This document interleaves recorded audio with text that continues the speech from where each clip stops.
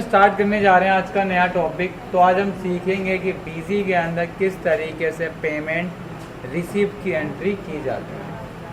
ठीक है, सबसे पहले आप बात समझते सर पेमेंट क्या होती है और रिसीप्ट क्या होती है। पेमेंट का मतलब होता है जब हम किसी को पैसा देते हैं तो वो हमारे लिए क्या होती है, पेमेंट होती है।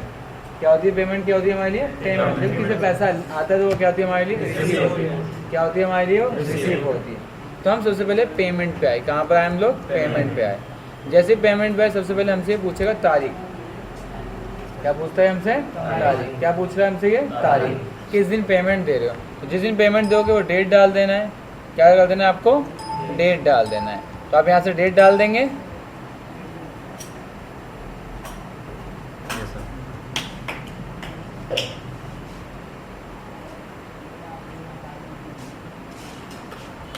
ठीक है, यहाँ पर आएंगे पेमेंट में, कोई दिक्कत, डेट डाल देंगे। देन उसके बाद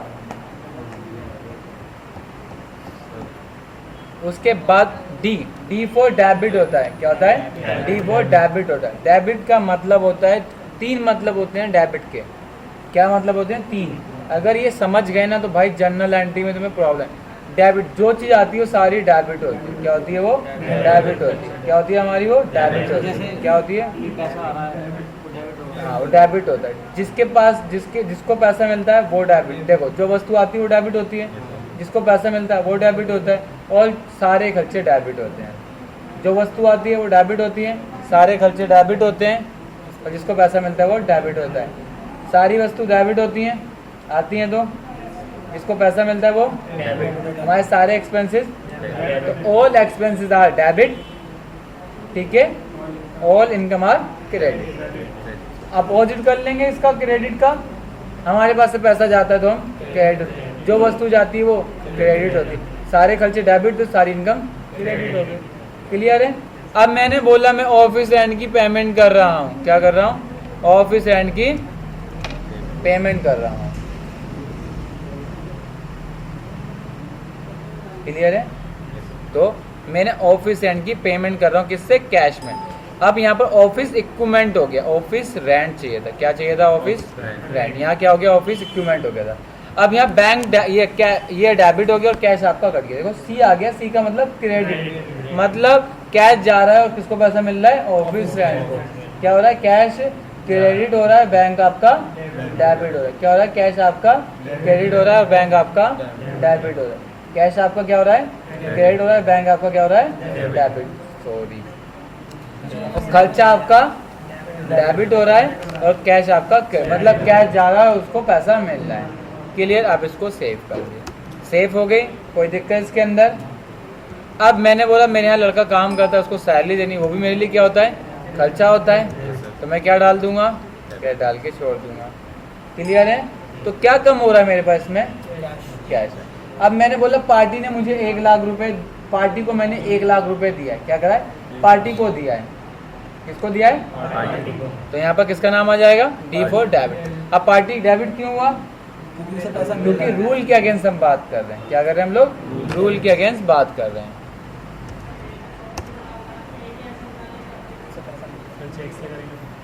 क्लियर है। इसको सेव करेंगे। ये बात हो गई थी सारी कैश की। क्या बात हो रही थी हमारी, सारी कैश की। अगर सर अगर मैं बैंक से करूं देन, नहीं अभी धीरे चलेंगे, आराम से एक साथ चलेंगे, आराम से।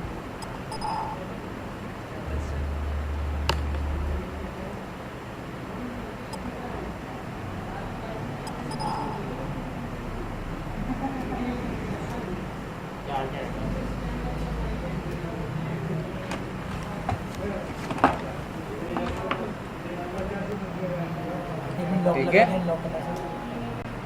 हो गया हमारा। ठीक है, अब बात आती है कि हम पेमेंट करें किसी को बैंक से, देन तो सिंपल है यार, जहाँ कैश था वहाँ बैंक कर दो, जहाँ कैश था वहाँ बैंक कर दो। क्या ये भी नहीं कर पाओगे आप लोग, मैं तो बोल सकते। नरेशन है तो नरेशन में क्या डाल दो, चेक नंबर। क्या डाल दो, चेक नंबर। क्या प्रॉब्लम हो गई आप लोगों को, क्या कर नहीं सकते एंट्री, तो आप कर सकते। तो आप यहाँ पर आइए, सबसे पहले पार्टी का नाम डालिए और यहाँ पर साथ साथ आप क्या लिख दिया, बैंक, तो बैंक का नाम मेंशन कर दीजिए। जब आप किसी को बैंक से पेमेंट देंगे सर, तो प्लीज आप क्या कर दोगे, चेक नंबर 7 में और क्लियर है? कोई प्रॉब्लम इसमें आगे समझ में? पेमेंट की एंट्री करनी होगी तो यहाँ आके आप पेमेंट कर लेंगे। किसी को किसी प्रकार की इसके अंदर प्रॉब्लम है?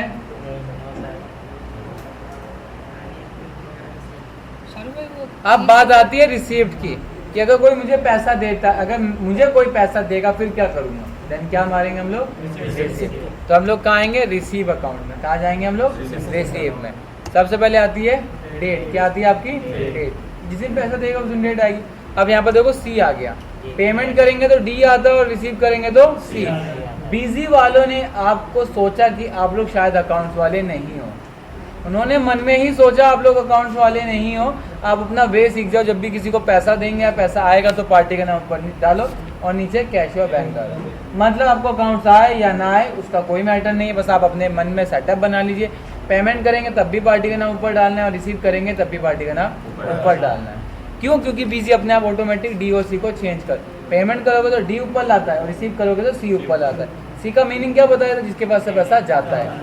तो यहाँ पर आ गया। मैंने कहा बीजी वाले मुझे 1 लाख रुपए दे रहे हैं, देन बीजी इंफ्रास्ट्रक्चर प्राइवेट लिमिटेड 1 लाख रुपए एंड देन बैंक से देगा तो बैंक से। अब उसने मुझे SBI बैंक से दिए तो क्या मैं अपने बैंक में डाल नहीं सकता?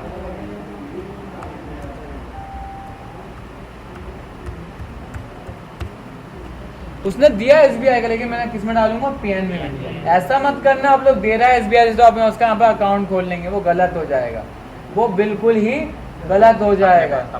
अपने ही बैंक में डालना है, नरेशन में शो कर दो। इन फ्यूचर अगर प्रॉब्लम आती है देना बोलो सर इसका जो SBI का था, यूनियन बैंक का था, जिस बैंक का होगा उस बैंक का आप बता देना। क्लियर है? कोई दिक्कत इसमें? ये आपका क्वेश्चन था। आगे समझ में? अगर मैं मेरे अकाउंट में कोई पैसा ट्रांसफर करवाता है, पैसा ट्रांसफर करने के 2 वे होते हैं। एक होता है RTGS। क्या होता है आपका? RTGS, जिसको बोलते हैं हम रियल टाइम ग्रॉस सेटलमेंट। क्या बोलते हैं हम लोग? Real time gross settlement. क्या बोलते हैं हम लोग? Real time gross settlement. जब किसी पार्टी के अकाउंट में 3 लाख रुपए से ज़्यादा एक बार में ट्रांसफ़र किए जाते हैं तब हम लोग RTGS यूज़ करते हैं, रियल टाइम ग्रॉस सेटलमेंट। ये 1 मिनट में एक अकाउंट से दूसरे अकाउंट में ट्रांसफ़र हो जाती है।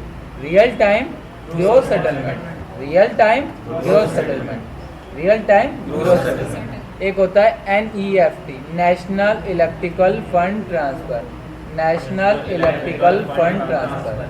जब 3 लाख से नीचे का अमाउंट होता है देन आपको NEFT भरनी है। क्या भरनी है आपको? NEFT। Then greater than 3 lakh rupees तो fill up RTGS, real time gross settlement. क्या चीज़?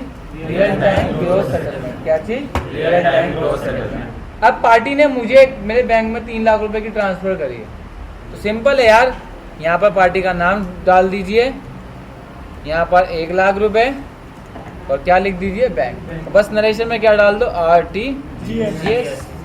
खत्म।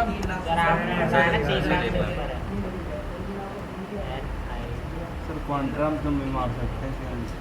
अब कॉन्ट्रा में मार सकते हैं क्या? नहीं, कॉन्ट्रा में नहीं मार सकते।